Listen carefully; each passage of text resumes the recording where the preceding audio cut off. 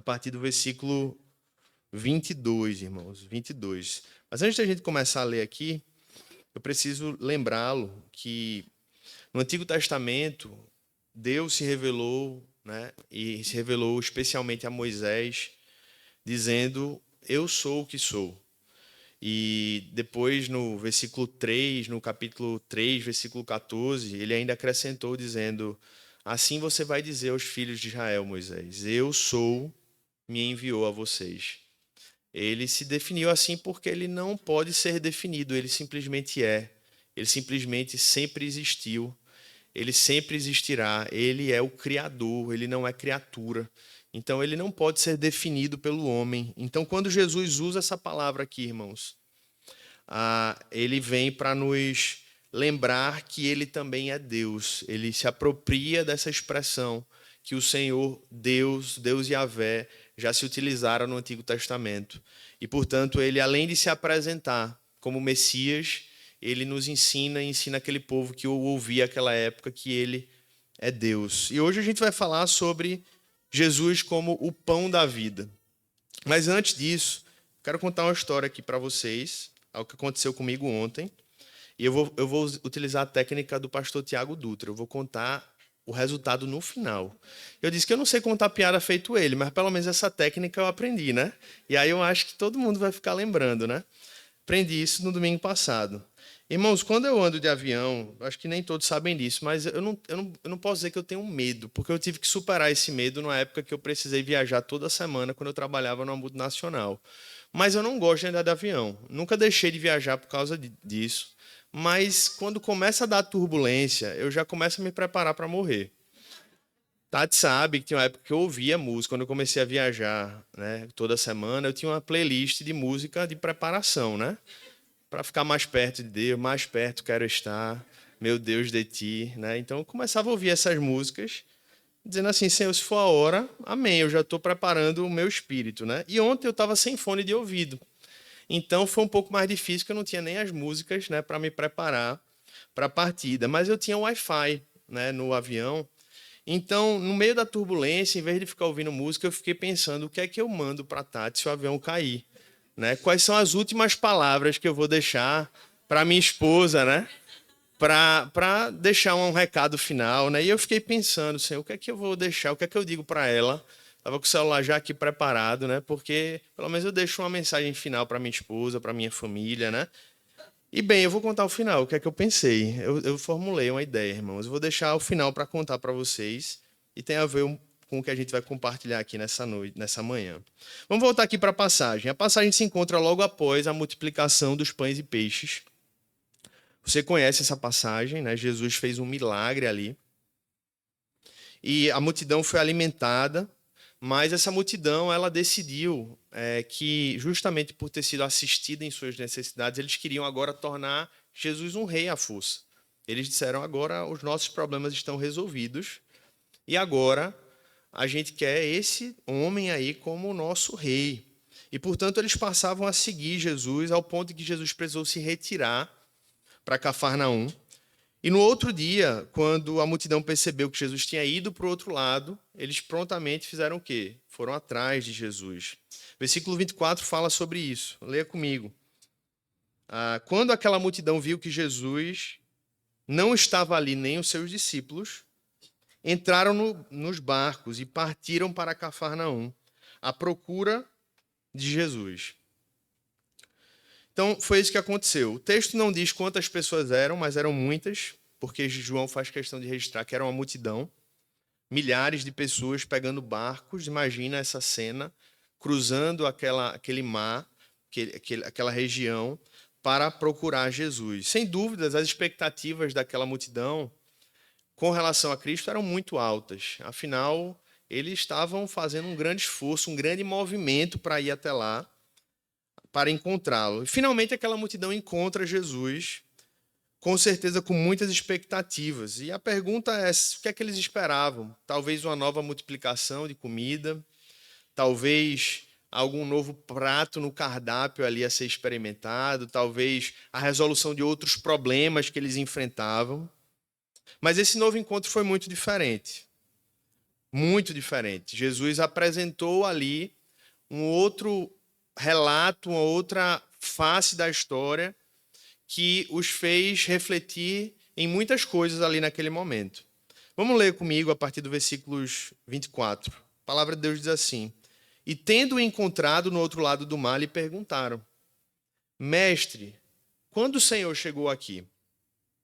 Jesus respondeu: em verdade lhes digo, que vocês estão me procurando, não porque viram sinais, mas porque comeram os pães e ficaram satisfeitos.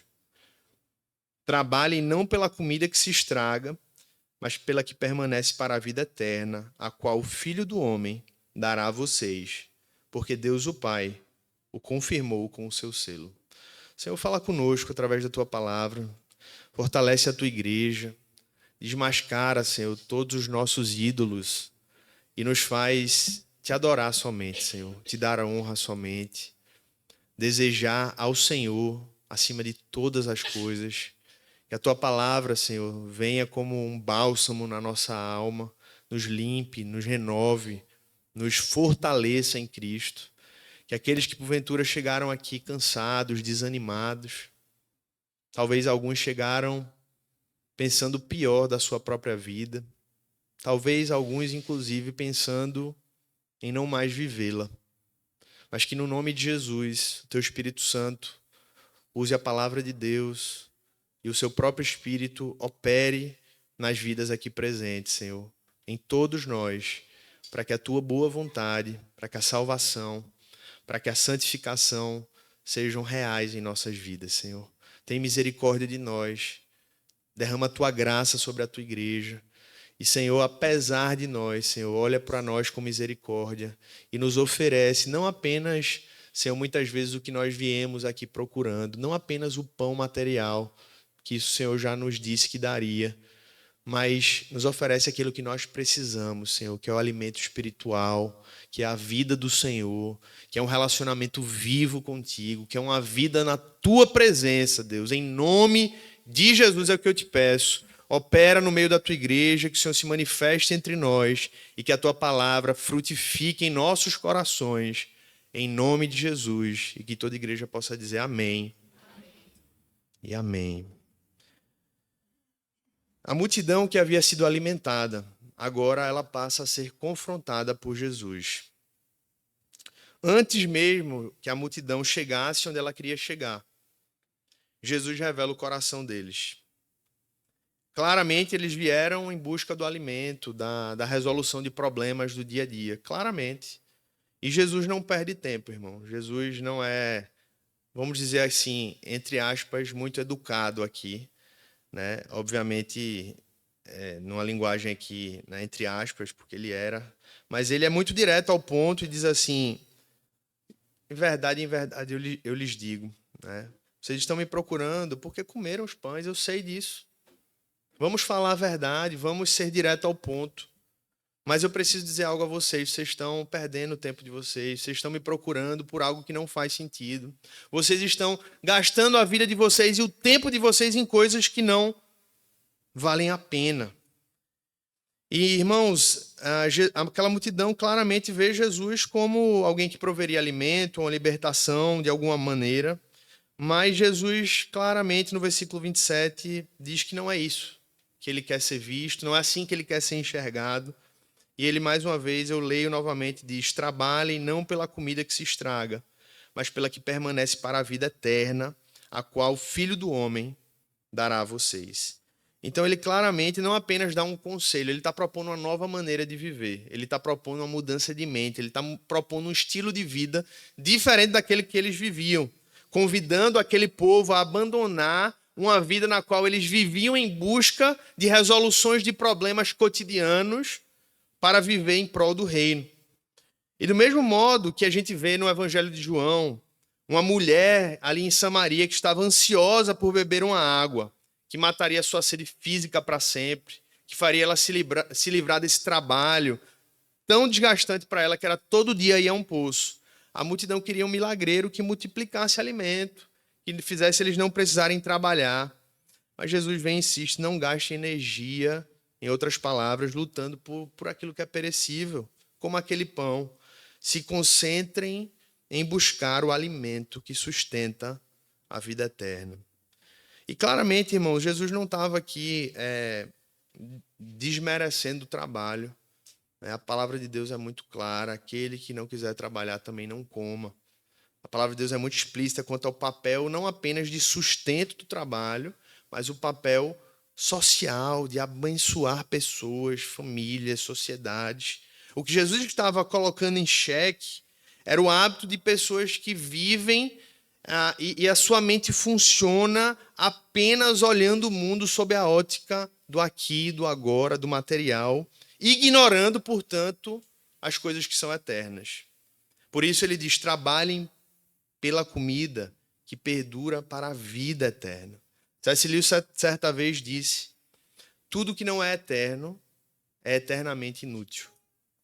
E essa frase, irmãos, ela nos leva a refletir de que existem muitas coisas que atribuímos tanto valor nesse mundo, mas que pela ótica da eternidade são de pouquíssimo valor. E muitas coisas que atribuímos pouco valor nesse mundo, mas que justamente por serem eternas, por serem para sempre, são de valor supremo, são de valor inestimável. Então, por vezes, nós damos tanto valor a comer uma boa comida, comer em bons restaurantes, damos tanto valor, de repente, à nossa roupa, ao nosso carro, ou tantas coisas que envolvem a nossa vida no dia a dia. Mas se nós olharmos para essas coisas sob a ótica da eternidade, nós percebemos rapidamente que elas não têm valor algum. Elas nem chegarão ao fim das nossas vidas, durarão dias, meses, no máximo anos, e logo perecerão. Por outro lado, irmãos, damos tão pouco valor a coisas que vão durar para sempre, como o nosso momento a sós com Deus, lendo a palavra de Deus, orando, vivendo a vida comunitária, porque a igreja nada mais é do que uma preparação para aquilo que a gente vai viver para sempre. Graças a Deus que na eternidade não haverá mais pecado em nós, nem entre nós, então viveremos isso plenamente, perfeitamente. Mas a igreja não deixa de ser uma expressão de algo que vai durar para sempre. E por vezes damos tanto pouco valor à oração, à palavra de Deus, à vida em comunidade, à própria salvação. Ouvimos falar sobre a salvação em Cristo Jesus, nos alegramos de algum modo, mas talvez muito menos do que deveríamos. Talvez exultamos muito menos na nossa salvação, que não é duvidosa, é certa, porque não depende de nós. E se você de fato crê em Cristo, se de fato você foi regenerado, ninguém pode roubar, porque você não pode perder aquilo que você não fez nada para conquistar. A salvação é pela graça, irmãos. Então, quando nós entendemos a beleza de uma salvação que ninguém pode roubar, nós deveremos exultar ainda mais. Mas, por vezes, não exultamos nisso. Nos alegramos quando ganhamos algo, um presente, nos alegramos quando temos uma promoção no trabalho, mas muitas vezes não expressamos essa alegria tamanha quando estamos reunidos aqui como igreja, nos preparando para a eternidade.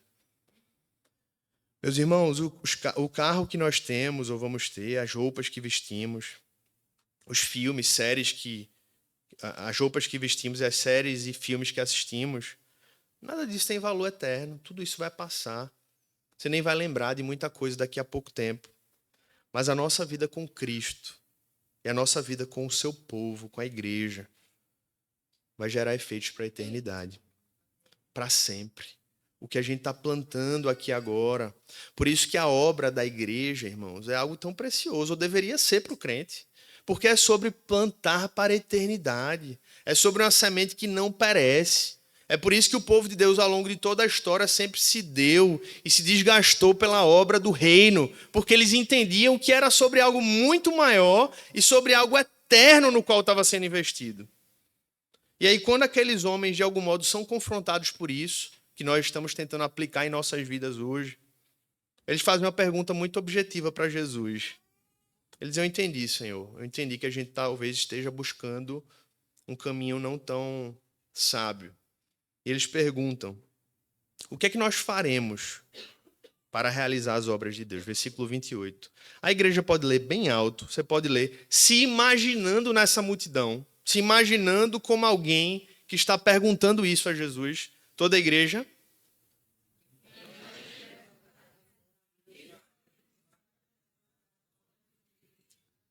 Para ensaio foi bom, né?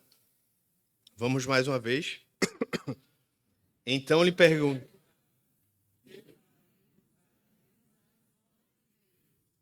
O que é que eles queriam? Eles queriam um checklist, né? Mas tem um tutorial no YouTube, não? Para a gente fazer as obras de Deus. Eles eram viciados, na verdade, como nós, em fazer. Eles acreditavam que no final tudo estava ao alcance das mãos deles. Muito parecido conosco, irmãos.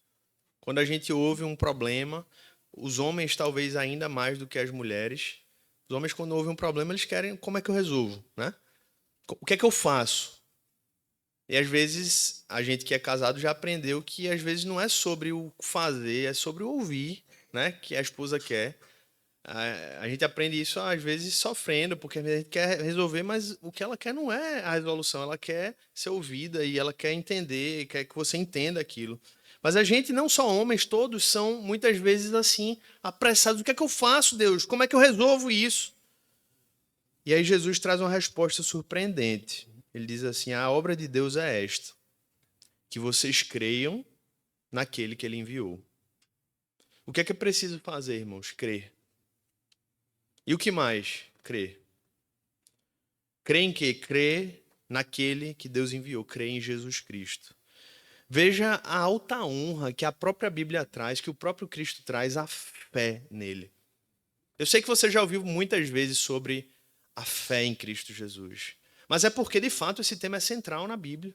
Nós não temos como passar pelas Escrituras, pelos Evangelhos, pelas epístolas de Paulo, por toda a narrativa bíblica, sem entender o papel da fé.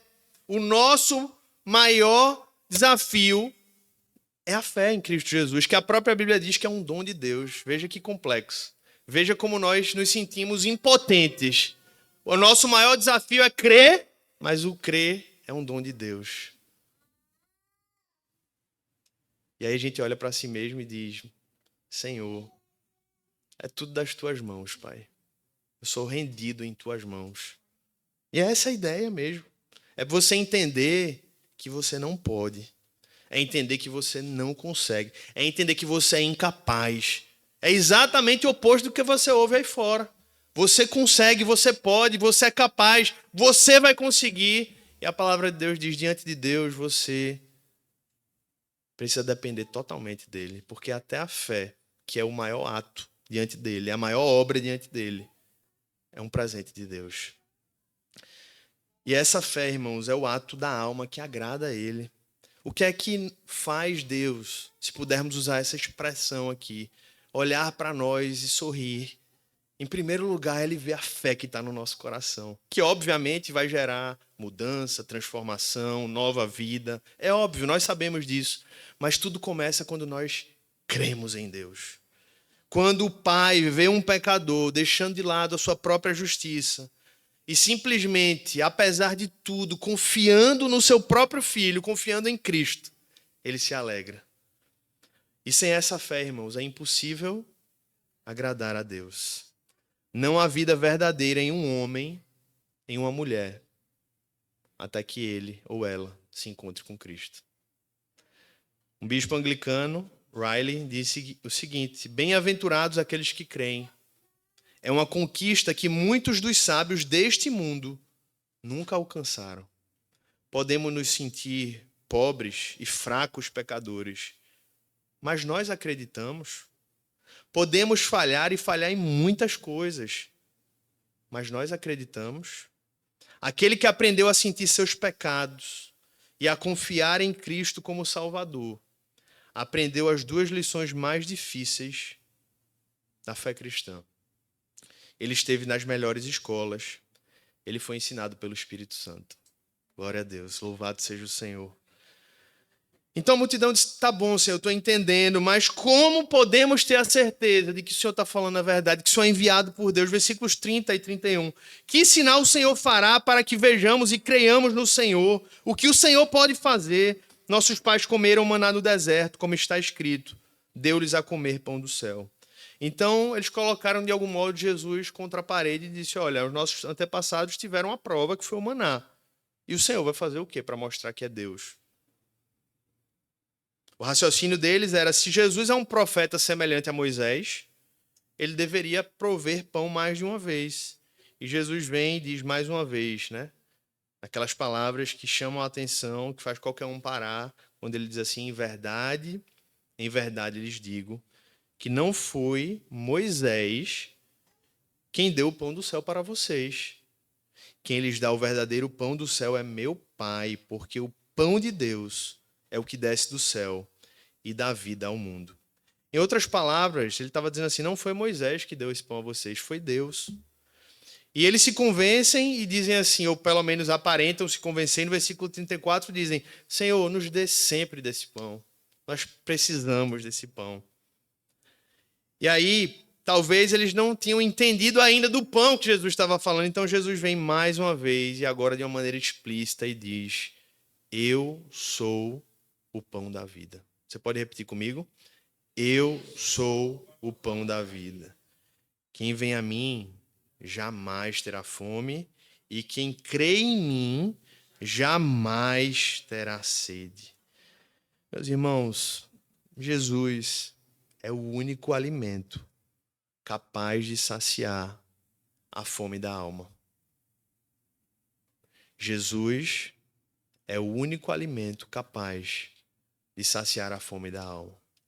Ontem, quando eu voltava de viagem, a gente pegou um Uber de Atibaia para São Paulo, dividi o carro com outro irmão, estava numa conferência, e na conversa com o Uber, eles falaram de 3 pessoas recentes, pelo menos até onde eu me lembro, que tiraram a sua vida.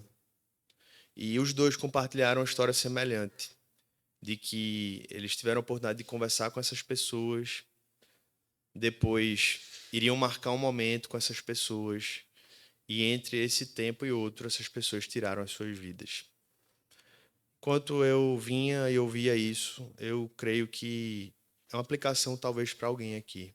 Não faça isso não. Amém?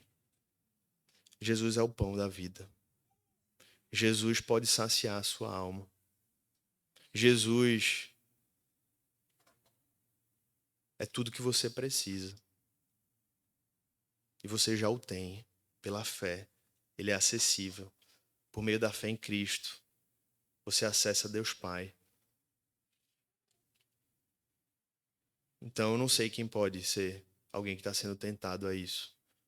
Mas lembre-se que existe alimento, existe vida para você, amém? Existe esperança para você. E essa esperança está sendo apresentada mais uma vez aqui nessa manhã. Se alimente dele. Se renove nele. Beba dele. Devore Cristo, porque ele veio para isso, meu irmão. Jesus é o único alimento capaz de saciar a alma faminta do ser humano. Nós podemos viver razoavelmente bem sem algumas coisas em nossa casa. Podemos viver sem mesa. Quem já passou um tempo sem mesa em casa? Levanta a mão. Podemos viver sem sofá. Quem já passou? Sofá. Televisão. Quem já passou? Sinal, se possível, tira a televisão de casa mesmo. Não presta para muita coisa, não. Eu vou dizer smartphone, mas eu acho que alguns vão ficar ansiosos, né? Mas o fato, irmãos, é que não podemos viver sem alimento. Não tem como viver sem alimento. Do mesmo modo, nós podemos viver razoavelmente bem sem algumas coisas em nossa vida. Mas não podemos viver sem Cristo. Ele é o alimento da nossa alma. Amém? O problema é que aquela multidão não cria de fato que Jesus era isso. Versículos 36 a 40. Porém, eu já disse que vocês não creem, embora estejam me vendo. Todo aquele que o Pai me dá, esse virá a mim. E o que vem a mim, de modo nenhum lançarei fora, porque eu desci do céu, não para fazer a minha própria vontade, mas a vontade daquele que me enviou. E a vontade de quem me enviou é esta. Qual é a vontade de Deus? Que eu não perca nenhum de todos os que ele me deu. Pelo contrário, eu ressuscitarei no último dia. De fato, a vontade de meu Pai é que todo aquele que vira o Filho e nele crê tenha a vida eterna, e eu o ressuscitarei no último dia. Eles não criam que Jesus era o Filho de Deus. Eles curtiram o pão físico, mas eles se recusavam a crer que Jesus era o pão da vida. E aí, diante disso, irmãos, os judeus começaram a murmurar. Versículos 41 a 42. É um primeiro grupo que manifesta uma reação explícita. Começaram a murmurar contra Jesus porque ele tinha dito: eu sou o pão que desceu do céu. E diziam: este não é Jesus, o filho de José? Por acaso não conhecemos o pai e a mãe dele? Como é que agora ele diz desci do céu? A crítica dos judeus aqui, desse grupo, mostra que eles tinham o mesmo espírito daqueles que viviam no deserto, que reclamaram antes do maná e reclamaram depois do maná, tanto no livro de Êxodo como no livro de Números. E em resposta, Jesus olha para eles e diz assim: não fiquem murmurando entre vocês, porque ninguém pode vir a mim se o Pai que me enviou não o trouxer. E eu ressuscitarei no último dia. Está escrito nos profetas, e todos serão ensinados por Deus. Portanto, todo aquele que ouviu e aprendeu do Pai, esse vem a mim. Não que alguém tenha visto o Pai, a não ser aquele que vem de Deus, este já viu o Pai. Mais uma vez ele diz: em verdade lhes digo, quem crê em mim tem a vida eterna. Mais uma vez, eu sou o pão da vida. Os pais de vocês comeram o maná no deserto e morreram. E este é o pão que desce do céu, para que todo o que dele comer não pereça.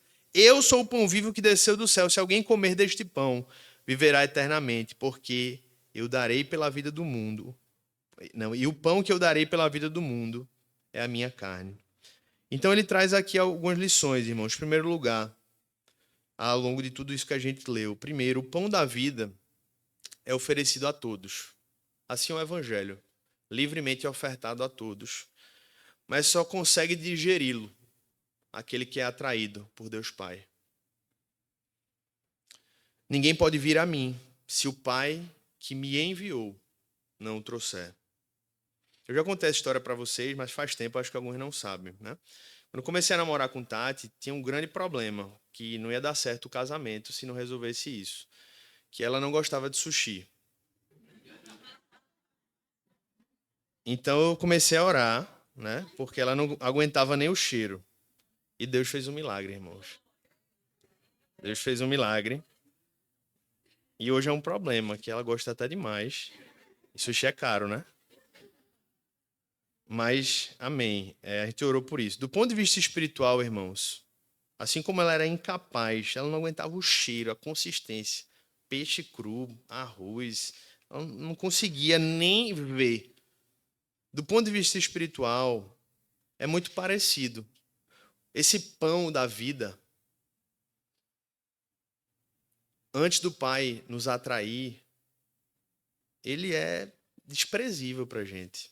Não faz sentido. Ele é loucura. Ele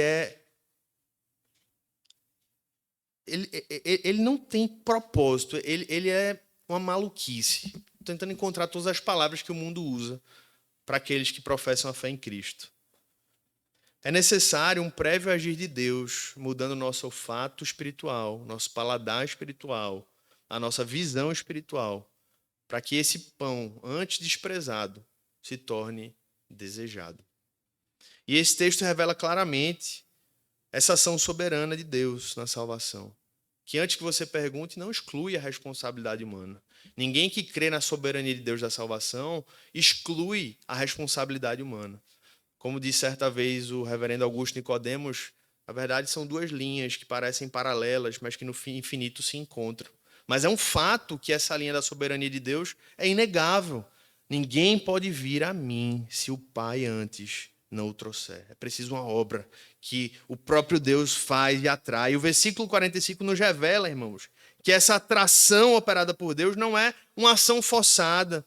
É talvez bem expressada naquela música Quebrantado, que diz que ele gentilmente nos atraiu e eu sem palavras me aproximo. É talvez semelhante ao cortejo de um apaixonado em favor de sua amada.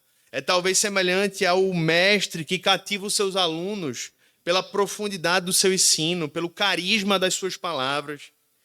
E por falar em mestre que cativa os seus alunos, é através da pregação da palavra que os homens são atraídos a Cristo. É o que está no versículo 45. E todos serão ensinados por Deus.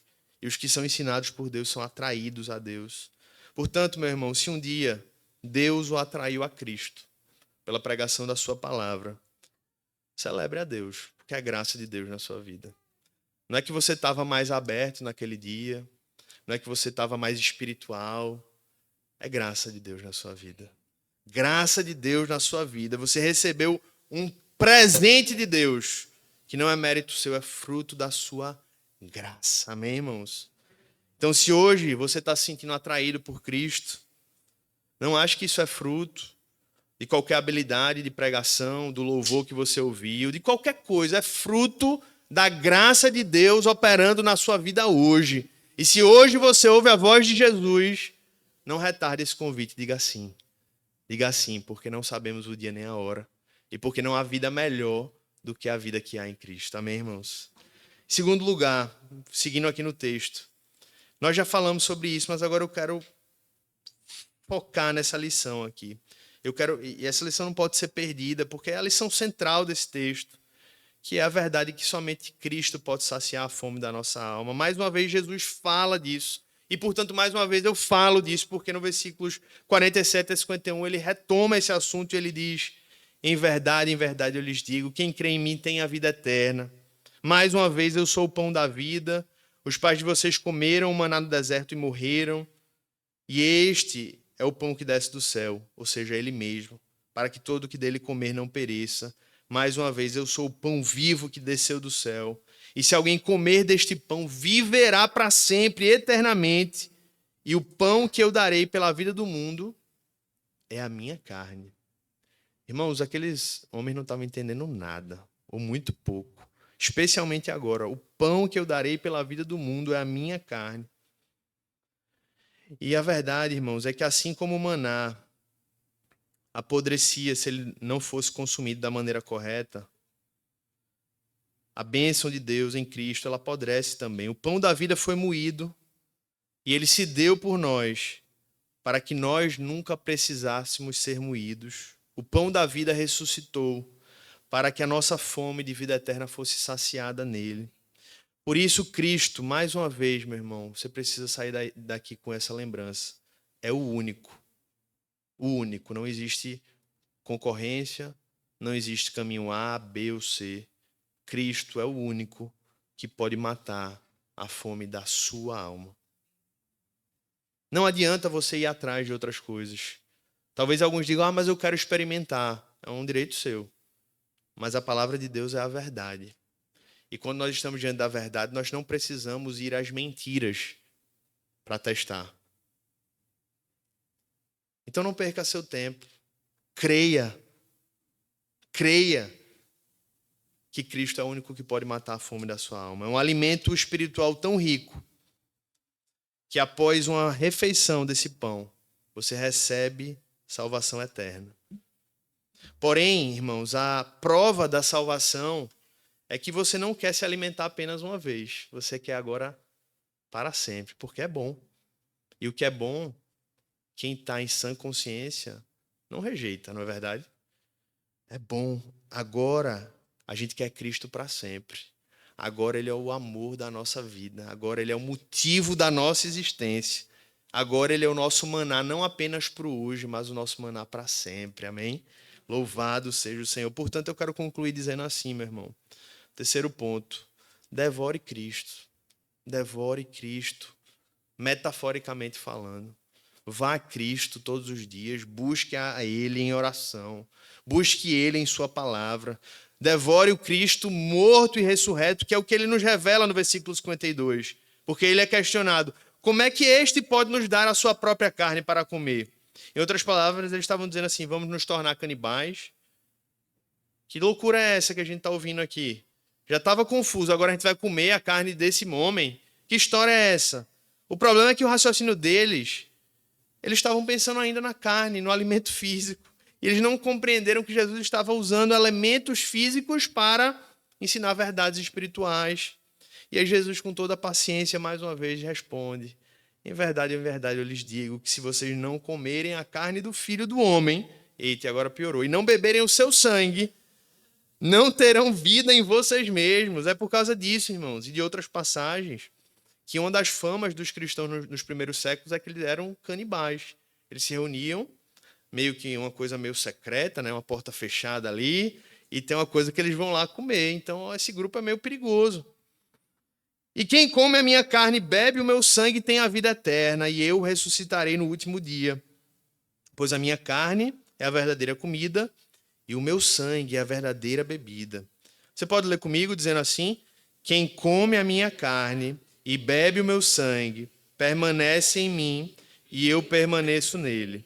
Assim como o Pai que vive me enviou, e igualmente eu vivo por causa do Pai, também quem de mim se alimenta viverá por mim. E este, mais uma vez, é o pão que desceu do céu. E aqui ele vem e diz assim, ó: em nada semelhante àquele que os pais de vocês comeram. Eu estou falando de algo novo. Vinho novo, odres novos. Não é sobre o que você aprendeu com seus pais. Porque às vezes você chega na igreja, não, porque minha vida toda foi assim. Que bom, se você aprendeu coisas boas com seus pais, alimente. Mas tem muitas coisas que você vai trazer da sua família, da sua história, dos seus amigos, que não é isso que Cristo quer para você. Ele está propondo algo novo. Então esqueça que foi assim. A pergunta é: o que é que Cristo quer de mim? O que é que Cristo espera de mim? O que é que a palavra de Deus me propõe? Não importa o que a gente viveu, o que a gente acha. E Jesus diz assim: nada semelhante àquele que os pais de vocês comeram, e mesmo assim morreram. Mais uma vez, quem comer este pão viverá eternamente. Então, irmãos, de maneira muito objetiva, comer e beber o sangue de Jesus, obviamente nos ilustra algo importante para a Santa Ceia. Mas a ênfase aqui não é a ceia do Senhor. A ênfase desse texto é a imagem de alguém que literalmente devora Cristo em sua vida, se alimenta dele todos os dias, vive para ele, se relaciona com ele, o ama, o deseja, o devota, segue a ele, busca ele em todos os seus caminhos. E é isso que nós somos chamados a fazer, nos alimentarmos, bebermos dele pela fé. Pela fé, irmãos. Porque a partir de agora nós vemos um Cristo que morreu por nós, ressuscitou por nós. E eu posso dizer a você que você talvez seja tentado a crer em muitos tipos de Cristo. Em uma sociedade neopagã que a gente vive, esse é um dos desafios que a gente enfrenta. Você pode ser tentado a crer num Cristo revolucionário. Você pode ser tentado a crer num Cristo paz e amor. Ser tentado a crer num Cristo que era apenas um grande sábio. Ou até crer num Cristo pluralista, onde tudo pode, tudo é. Ou até crer que não houve Cristo, é uma invenção. Mas esse texto nos traz de volta o Cristo que nós precisamos nos apegar. E quem é esse Cristo? É um Cristo que, sendo Deus, se fez homem, e sendo homem, por amor, se ofereceu o seu próprio corpo, e aqui literalmente falando, para ser moído, e o seu sangue inocente para ser derramado em favor de nós, pecadores. Se você quiser saciar sua alma, é esse Cristo que você precisa devorar. Se você devorar outros cristos, sua alma não vai ser alimentada, porque esse é o Cristo revelado nas Escrituras. E ele conclui: quem come a minha carne e bebe o meu sangue, versículo 55, permanece em mim e eu permaneço nele. Ele está falando de um relacionamento, de uma união mística. Na fé cristã existe algo incrível que é quando eu creio em Cristo, eu passo a ser um com Cristo. Eu não sei explicar isso não, irmãos, mas é assim. Nós agora temos uma união mística com o Senhor. E quando Deus olha para nós, ele não vê a mim, ele não vê você. Ele vê Cristo em nós, a esperança da glória. É por isso que há esperança para nós. Porque não é sobre nós, é sobre Cristo em nós.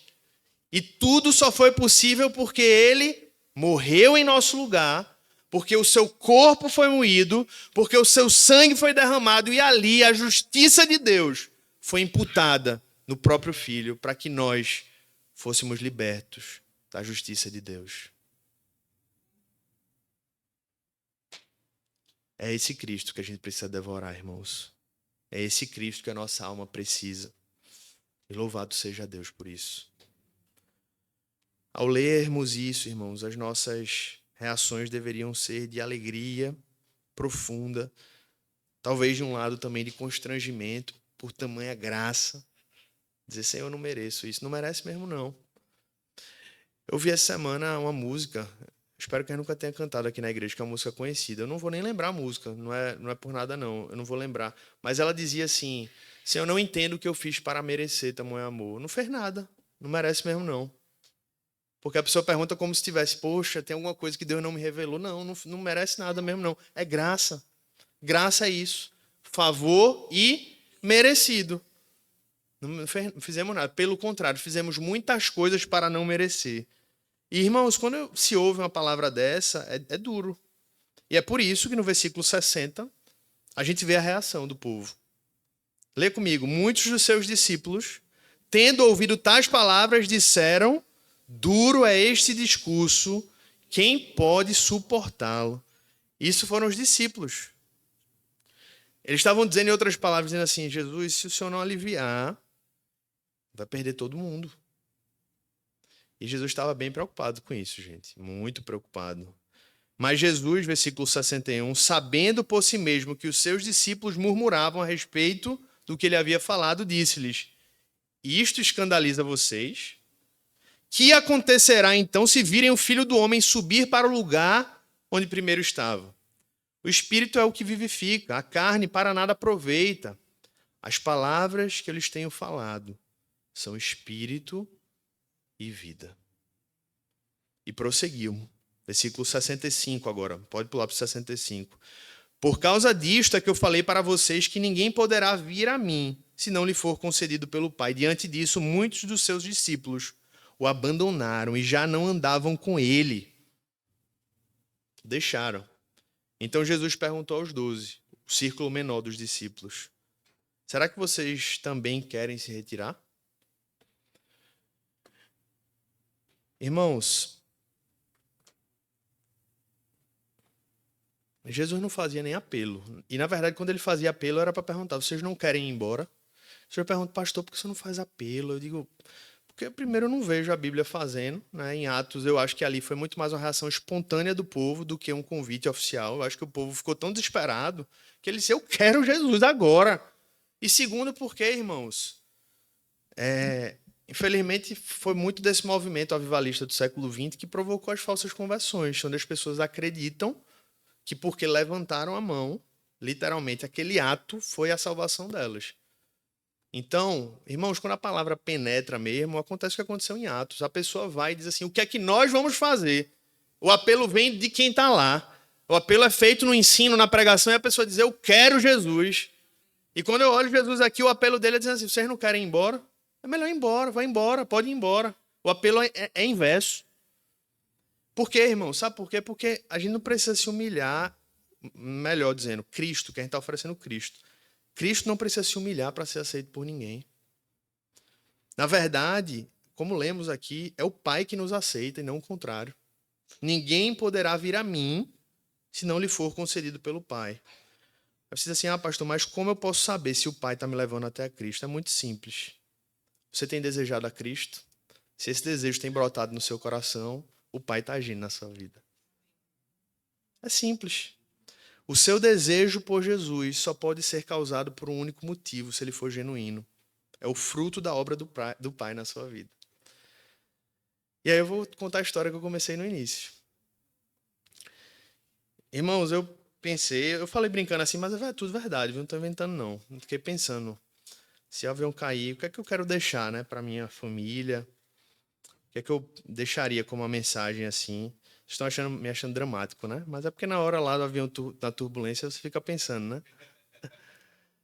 E eu disse, fiquei pensando também, se for cair mesmo, não dá tempo de mandar muita coisa, né? Tem que ser objetivo, né? E primeiro eu ia dizer que eu os amo profundamente, né? Amo minha esposa, amo os meus filhos. Mas o mais importante que eu ia dizer era dizer assim, eu tô dizendo, eu não falei para ela não, eu tô falando hoje aqui agora. Eu ia dizer assim, pode faltar tudo na nossa casa. Só não deixe faltar Cristo.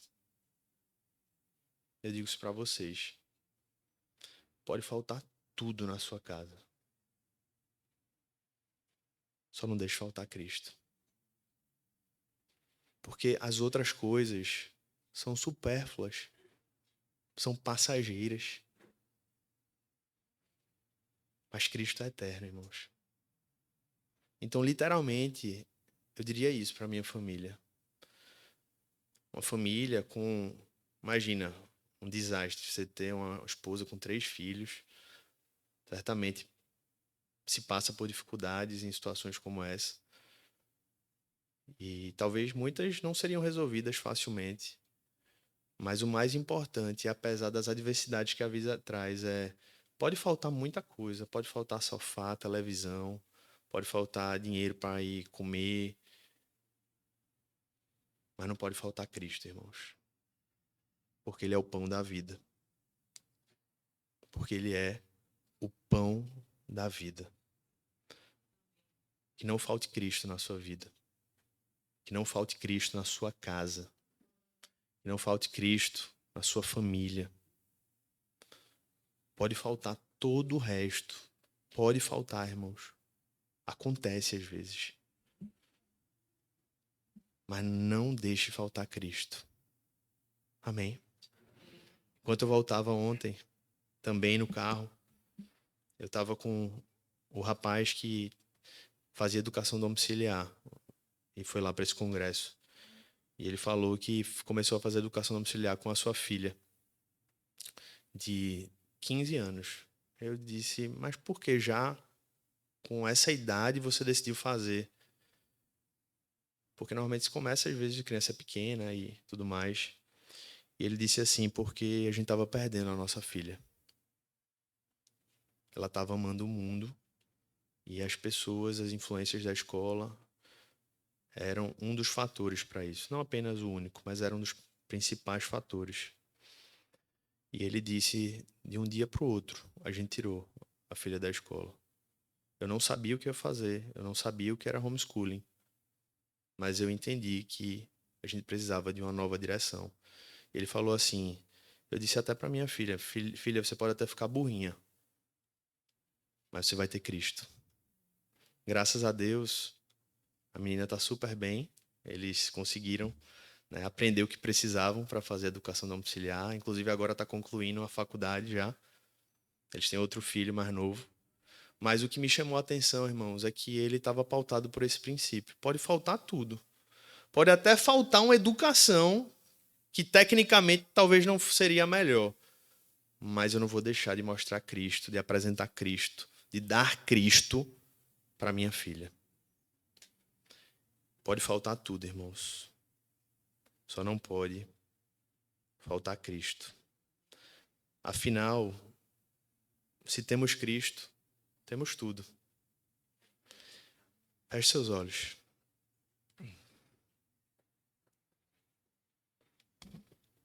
Vamos preparar o nosso coração para a ceia do Senhor. Faça uma oração pessoal, individual.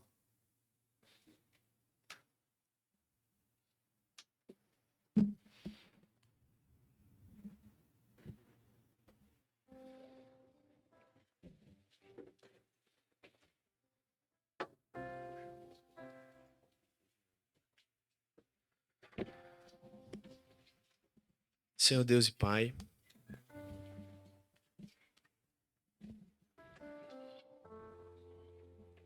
Tu és o pão da vida, Senhor. Tu és o pão da nossa vida. A nossa alma, Senhor, minha alma, ela desfalece longe do Senhor, longe dos Teus atos. Mas quando nos deparamos com o Senhor, esse Cristo, que é Deus, que se fez homem, que encarnou,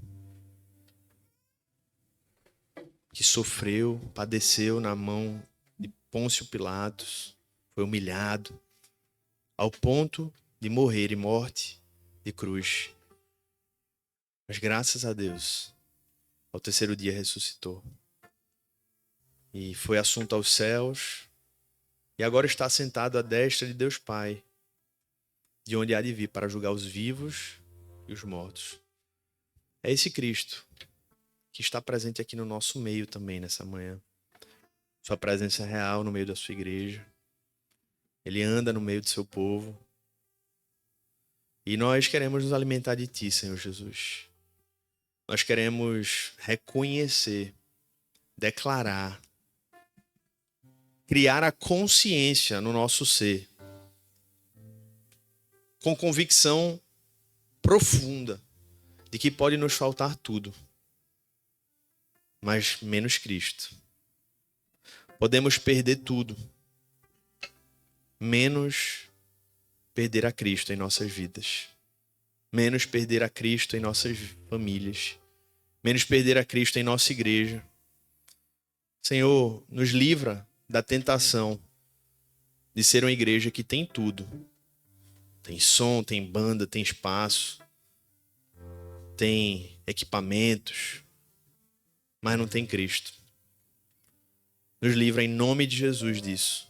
Nos livra de todas as tentações que querem tirar o pão da vida das nossas vidas, das nossas famílias, da nossa igreja. E nos ensina, Pai, pela Tua graça, a nos alimentarmos de Cristo. Nos ensina a digerirmos o Senhor espiritualmente. É o que eu te peço, Senhor. Renova aqueles que hoje, de repente, estavam num jejum de Cristo, que já são teus, mas que andavam longe, Senhor, que não estavam sabendo se alimentar, devorar Jesus.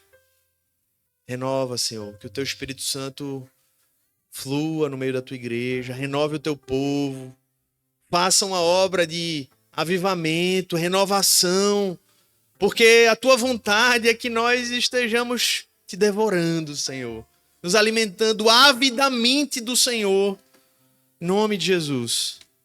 Eu te peço também por aqueles que ainda nunca se alimentaram de Cristo. Oro também por essas crianças que hoje e agora entram aqui, que um dia vão ter um encontro com Jesus. Que o Senhor prepare o coração delas. Que o Senhor prepare o coração daqueles que porventura estão hoje aqui, foram atraídos por Jesus, para que eles se voltem para Ti e que pela fé eles se alimentem de Ti nessa manhã, para todo sempre. Sejam salvos, selados com o Espírito Santo. É o que eu te peço e eu te oro no nome santo e poderoso de Jesus. E toda a igreja possa dizer amém.